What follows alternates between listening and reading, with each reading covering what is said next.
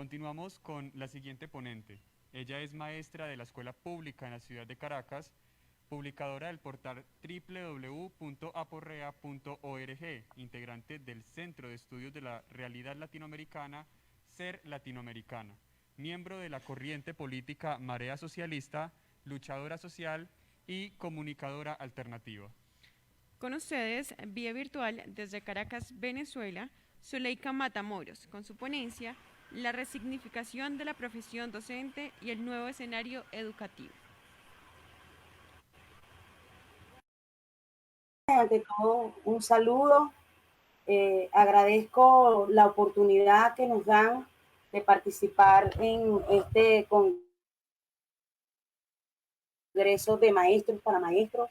Y les digo que abro la cámara para saludarles, pero la conectividad acá es bastante inestable, así que pido permiso para poder cerrar la cámara para evitar que se nos vaya a interrumpir la ponencia. Así que con permiso de todas y todos, cerraré la cámara, ¿no? Para comenzar esta disertación. Como les digo, bueno, ante todo, creo que estos son espacios necesarios, espacios que en la actualidad nos llevan no solamente a debatir y a discernir, a discutir lo relativo a lo que tiene que ver con los aportes que debemos hacer en la educación en estos tiempos que nos ha tocado vivir, sino porque creo que hay propuestas y hay una cantidad de experiencias y saberes que se pueden colocar en la mesa para ser aprovechados y compartidos por todos y todas, ¿no? La crisis económica del capitalismo y la ofensiva de los gobiernos en contra de los pueblos y sus conquistas son brutales. La mercantilización de derechos fundamentales se expone de manera desvergonzada en tiempos de pandemia y de muerte. Uno de sus capítulos más dramáticos se encuentra en los sistemas de salud y educación. Existe hoy un avance en lo que se ha denominado el apagón pedagógico global.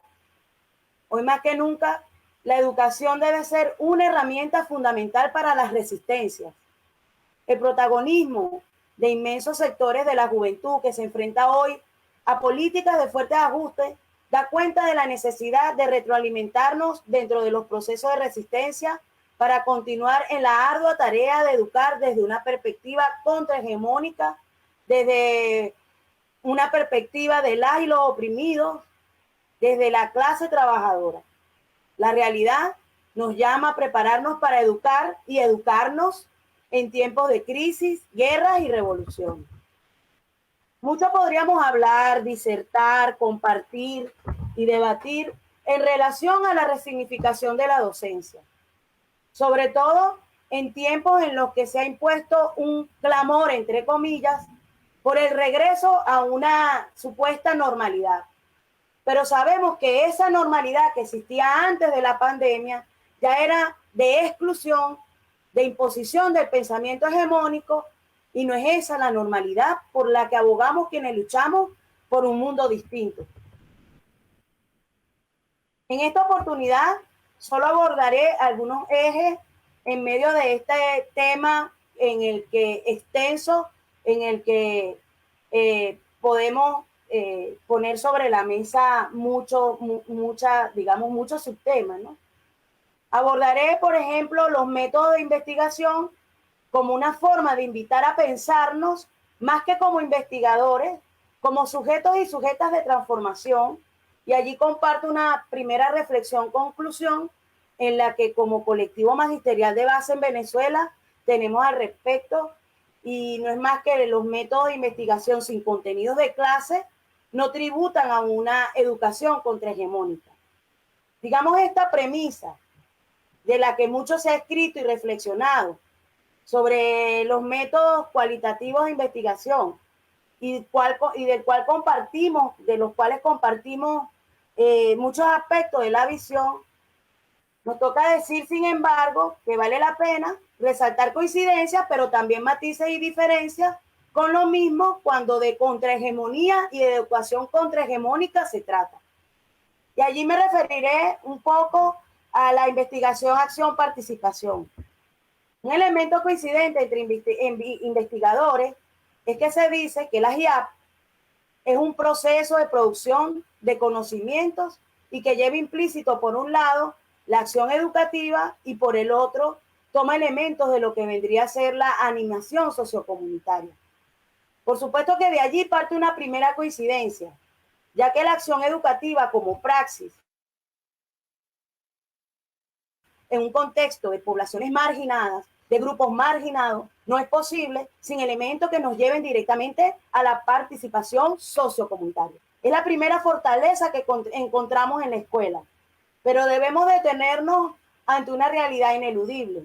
Este radio de acción sociocomunitaria se debe ampliar con perspectiva de clase y de género. Y esta no es una reflexión menor ante la ofensiva brutal del capitalismo en crisis sobre la educación pública, no solamente en Venezuela, sino a nivel mundial. El apagón pedagógico global, como algunos le han denominado, que se denunciaba hartamente desde los movimientos contra reformas educativas, se agudizó junto a la pandemia. No solo que la crisis y la pandemia han dejado tras de sí más de 400 millones de trabajadores sin empleo, sino que son los hijos y las hijas de estos trabajadores los que son objeto de la debacle de la educación pública. Y es acá donde queda pensar y accionar en lo que se refiere a la implementación de las IAP como forma de educar en términos de resistencia a los ataques a la educación pública formal y cómo educar en periodos de resistencia. Y aquí traigo a colación una reflexión que se hiciera en una ponencia, en un espacio de reflexión educativo, en donde se decía algo así como que se genera una apropiación colectiva del saber y una producción colectiva de conocimientos, porque se cree que de esta manera los distintos grupos que se han visto vulnerados en su derecho a la cultura, su derecho al poder, su derecho al conocimiento, van a poder establecer una relación más en términos de disputa y confrontación, y no tanto de subalternidad como suelen estar ubicados.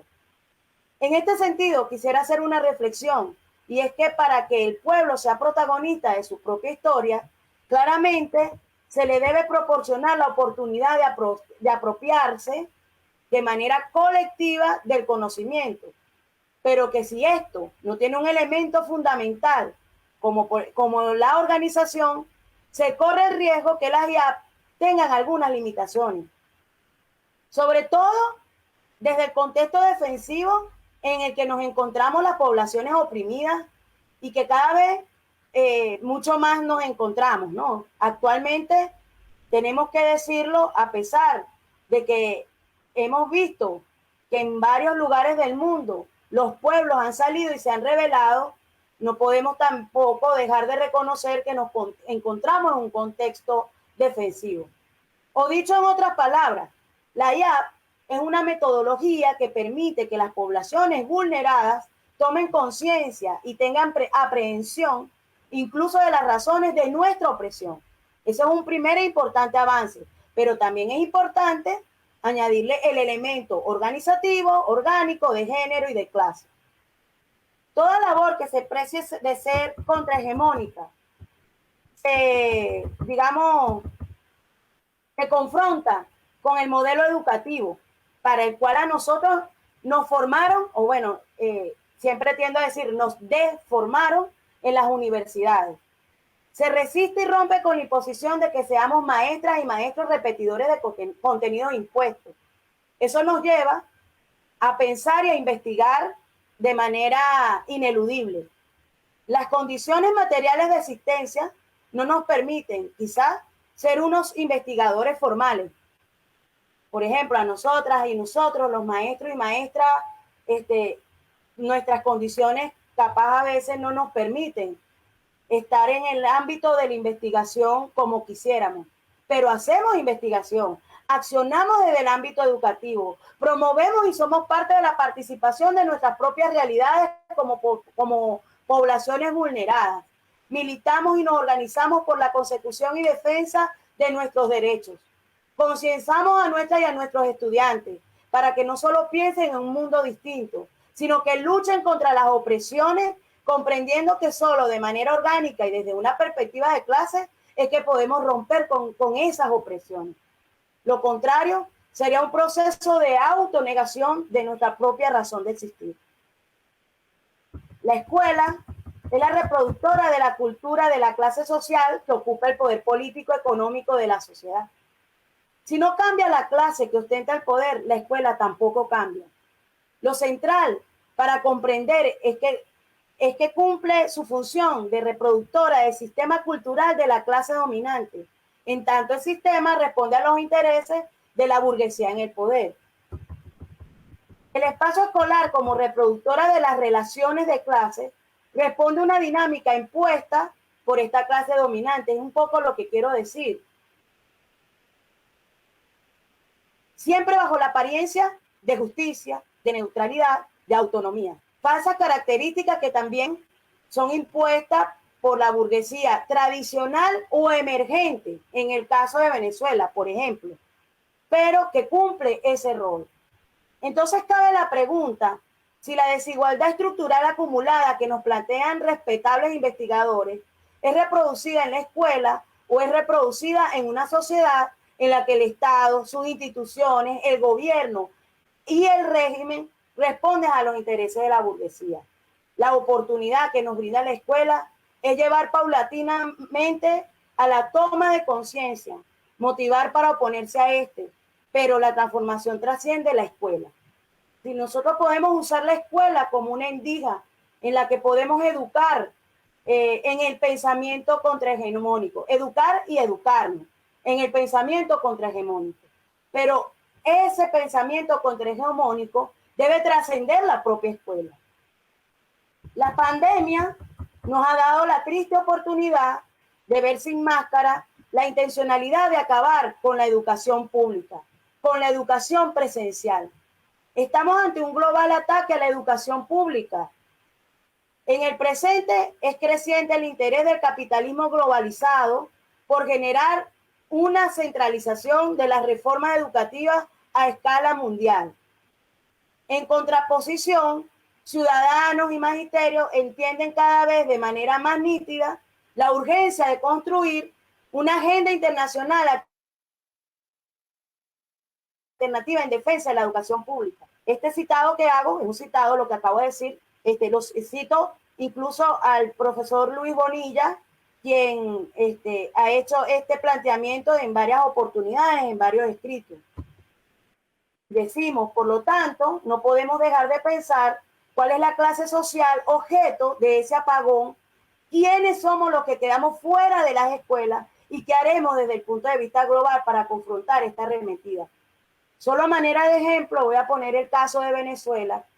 Fuera de las escuelas y ante la debacle de la educación pública, no solamente están quedando los niños, niñas, adolescentes de las poblaciones vulnerables, sino también nosotras y nosotros, los maestros y maestras, que hemos sido objeto de un despido masivo e indirecto a través de la desaparición del salario y todas las conquistas laborales que habíamos alcanzado por años de lucha. Entonces, tenemos un desafío por delante. No solo los y las educadoras, sino todo aquel o aquella que entienda que no habrá resistencia contrahegemónica sin la construcción de verdaderos espacios orgánicos internacionales de la clase trabajadora donde entran el magisterio, donde entramos las y los educadores, donde también deben entrar las mujeres. El tiempo actual que nos ha tocado vivir nos deja una conclusión muy clara. No existe lo contrahegemónico parcialmente. Así como los poderes de la gobernanza mundial van por todo, nosotros y nosotras, desde la clase trabajadora, también debemos ir por todo, por la reconquista de lo que se nos ha despojado. Por supuesto que al paralelo creamos espacios contrahegemónicos. No quiere decir que no trabajemos día a día para educar en resistencia activa y para lograr que todo el accionar y todo el quehacer educativo tenga que ver con la ardua y el tarea y con el compromiso de educar en el pensamiento contrahegemónico. Incluso nos adentramos en experiencias de educación popular con muchas limitaciones para ir a esa tarea. Por ejemplo, aquí en Venezuela, donde el magisterio venezolano está pasando por tiempos aciagos, o bueno, o mejor dicho, la clase trabajadora en su conjunto y el magisterio venezolano estamos pasando por tiempos aciagos. Pero en todas y cada una de las acciones que llevamos adelante, no dejamos de tener presente que tenemos que ir a una sociedad donde todo lo decidamos entre nosotros. Una sociedad que funcione de manera asamblearia, donde decidamos qué producir y qué no, qué exportar e importar. Todo en base a nuestras necesidades. Y no hablas de un puñado de empresarios. Una sociedad donde decidamos qué presupuesto le vamos a dar a la salud, a la educación, a la vivienda. Y esa praxis y esa forma de educar la debemos tener todas las veces posibles en cada aula de clase, en cada espacio educativo, en cada espacio en el que nosotros estemos participando como educadores. Para eso debemos educar. De eso se trata, educar en tiempos de resistencia. Y esa es la tarea que llevamos en la escuela, y esa tarea la llevamos a la escuela. O sea, aprovechamos esa endija que a veces nos da el propio sistema o le robamos al propio sistema. Y también la llevamos a nuestros espacios de acción, de militancia. La llevamos en el movimiento magisterial de base, en el movimiento de mujeres, en el movimiento político. Y confluimos en un espacio orgánico internacional verdaderamente contrahegemónico, porque es una construcción desde la mirada y el sentipensar de la clase trabajadora. En el caso propio y en el caso de una experiencia que llevamos adelante aquí en Venezuela, maestros y maestras de base, como nos gusta llamarnos, ¿no? Y que estamos intentando sobrepasar la burocracia sindical que nos ha dejado no solamente abandonados y abandonadas, sino que es parte de la correa de transmisión de todas las políticas que han ido en contra del magisterio venezolano. Nosotras desde acá lo hacemos desde la Liga Internacional Socialista, que es donde el espacio donde confluimos políticamente y en el que también pensamos nuestro quehacer educativo en cada uno de los espacios donde estamos. Creo que no podemos dejar de pensar en la resignificación del docente en estos tiempos de resistencia, si no juntamos miradas y sentires con educadores de otras latitudes y con luchas de otras latitudes. Precisamente doy las gracias por la oportunidad de estar en este congreso y precisamente en Colombia, donde hoy se está dando una ardua lucha contra un gobierno ajustador. Yo tengo que decir que sobre todo aquí en Venezuela, que nos encontramos en tiempos de resistencia a políticas que han golpeado tan duramente a los trabajadores, que se nos ha despojado de todos los derechos, incluso de salario. Y yo quiero decir que el salario de un docente en Venezuela no excede los $7 mensuales. Y también estamos resistiendo a unas duras sanciones, por cierto, promovidas por gobiernos como el de Duque, que nos han imprimido mucho más sufrimiento a un calvario que solamente nosotros sabemos cómo lo llevamos a cuesta. Creo que la tarea de educar en el sentido del internacionalismo, en el sentido de sabernos y reconocernos como no solamente la clase trabajadora, que es la misma en cualquier parte del mundo, sino como el magisterio que somos en todo y cada uno de los lugares, y reconocernos en cada una y que en cada una de las personas que sale a manifestarse contra no solamente los gobiernos ajustadores, contra gobiernos que lo quieren todo y que nos han dado un duro golpe a los de abajo. Es por eso que creo que es una forma también de ver y de mirar y de tener una perspectiva para educar en tiempos de resistencia. La resistencia tiene que ver también con lo concreto.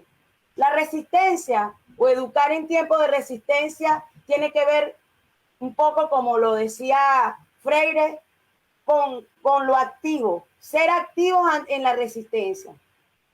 Y eso significa saber separar ante una mirada y ante una perspectiva.